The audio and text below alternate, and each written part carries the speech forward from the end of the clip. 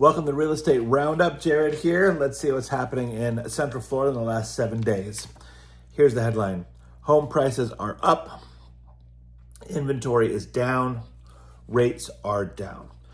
All right, so what specifically happened in the last 7 days? The average home sold was a 3-bedroom, 2-bathroom home that has stayed steady. It's been like that for a really long time. That's probably not going to change anytime soon. The square footage of the house that was sold went up dramatically to went up by 252 square feet to 1,823 square feet on average. That's why we saw the pricing increase this week. It wasn't because there was some dramatic change in pricing, because the average home size actually was bigger. Usually, that's because more existing homes closed than the new builds. Tons of new builds are in that 300 to 325 range, 1,200 to 1,500 square feet. Very, very, very common. So it probably means that we had some more mature homes that were closed this week. Average list price went up to $343,000. That's up 29 from last week. Average sold price was $335,000. That's up from $34,000 from last week.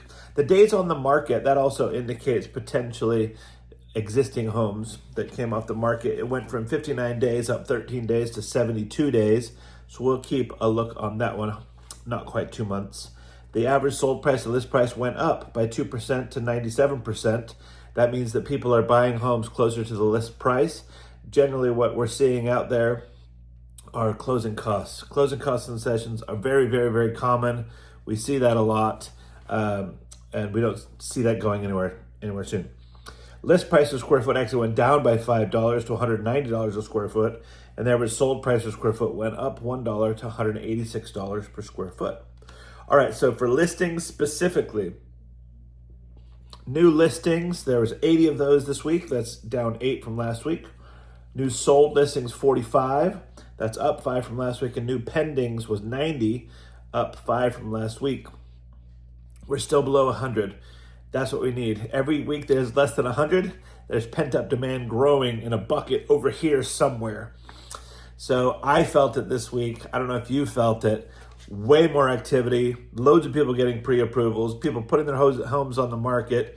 You can feel a momentum out there, and as rates start to dribble down a little bit, you'll see more of that, I believe. In Polk County, we had 402 new listings. That's great. 400 is the number we need, but the sold was only 195. That's pretty low. That's half of what we need. And the new pendings were 367, so very close to that 400 mark. Let's talk about canceled listings, withdrawn listings, expired listings. We had 27 of those such listings this week. Last week there was 34, so we're down a little bit there. The months of housing supply is critical. This is for Lakeland, so forget the macro information for right now. Excuse me. For Lakeland specifically, there's only 3.89 months of supply. What does that mean? Equilibrium is 6. We have more buyers than we have sellers. Okay, so no matter what they're saying out there, locally, we have more buyers than we have sellers. Now, I will say the buyers are still acting like a buyer's market, meaning if it needs repairs, if it's not updated, if it's not move-in ready, then no, that is not going to go for top dollar. The sellers who take a little bit of time, prep their houses well, and get them ready to be move-in ready for those buyers will get top dollar for it. So we're at 35% shortage. The listings went down to 1,084 in Lakeland this week. That's a very small drop. It's almost flat. It was 1,086 last week. So not a whole lot of change there. The listings that had a price drop increased by 4.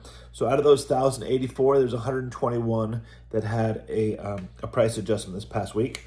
And the mortgage rates went from 6.16 to 6.04. So not a massive dramatic drop, but they're definitely creeping down. And just yesterday, I talked to one of my lenders. He was able to quote somebody at under 6%. With no points, no extra fees. So that's great news. All right, guys, if you have any questions, we're always here. Look on our YouTube, look on our ChatGPT. If you go to Explore, look for my name, Jared Wegland. You'll see a bunch of GPTs there for you to help you in all of your different scenarios, whether it's selling or buying, investing, remodeling, building on your land, credit repair, you name it, we're here to help you. All right, have a great week. We'll talk to you soon. Take care. Bye-bye.